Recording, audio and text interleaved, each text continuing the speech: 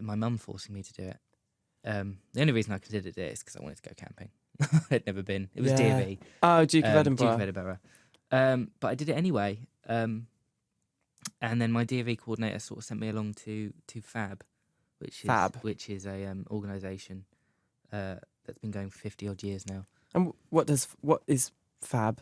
It used to stand for physically handicapped, able-bodied. But Okay. Of course, handicapped is not a correct word anymore, so it's now just FAB. Mm-hmm. The main how do I put it? The main aim is to try and promote independence and incorporate people with disabilities and special needs into the wider community. Yeah.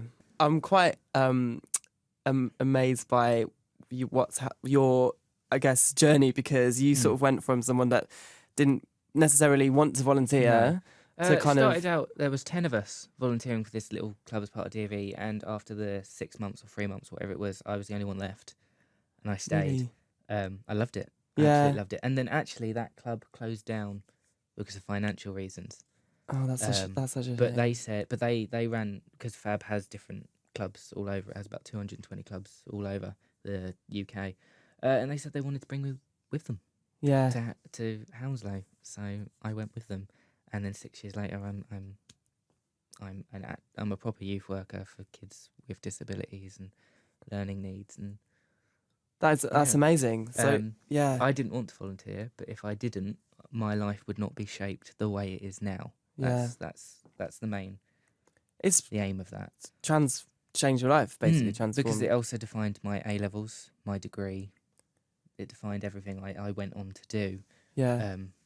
If it wasn't for volunteering just because I was pushed to do it, then I wouldn't be where I am 6 years later. Yeah. That is pretty powerful. And that's why I will always promote volunteering if I need to. Yeah.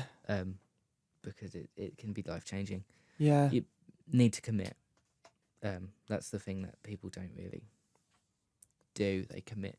But it's also good to find an organisation that commits with you. Yeah, that I suppose that A lot of you places feel don't. really. Yeah. So finding the right organisation is it seems really important. I mean, there's a lot of places that almost see you as a free workforce, right? Do the shredding, things like that. But if they're willing to invest in you, it's like a long-term thing, I guess. And you learn. It seems like you've learned skills and things about yourself that you've been able to use in terms of building for your future, and it really has defined me as a person. Yeah, defined my life and everything I've gone on to do since.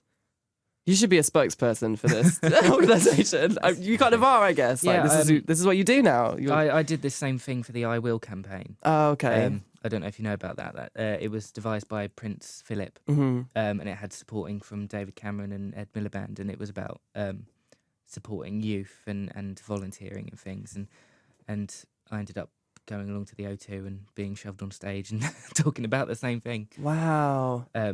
This is you were meant to do this, though, I think. Yeah, I have no problem. And you've been abroad apparently as well. Yeah, I went to India. Yeah. And worked in a primary school for a couple of weeks, because the school that I was with is an academy, and has loads of academies around the world.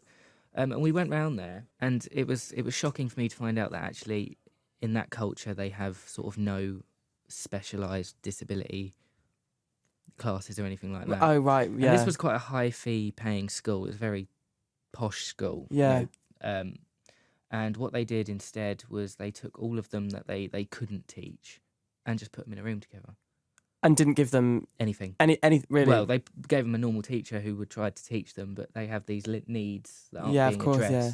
And unfortunately, a lot of the parents wouldn't even admit that they have something for them to get help. So I ended up helping to establish a bit of a curriculum for them after my sort of experience with different learning difficulties. Whether it's still there being used after I left is another matter, but I did it while I was there. That's incredible. I think, yeah, I suppose there's a lack of understanding. I mean, even in this country, I think there's a lack of understanding, with people with different kinds of disabilities, and especially in education, it's so important, I think, to be able to give the support and you know. I mean, it's moved on. My dad has dyslexia, but grew up in the 70s where it really wasn't recognised. So he was just that naughty kid that got pushed from school to school. Yeah.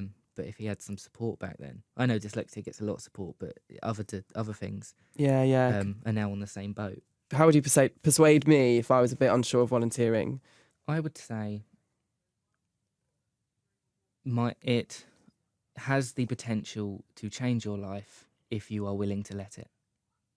And if you are unsure, there is no harm in giving it a try. I'm sold.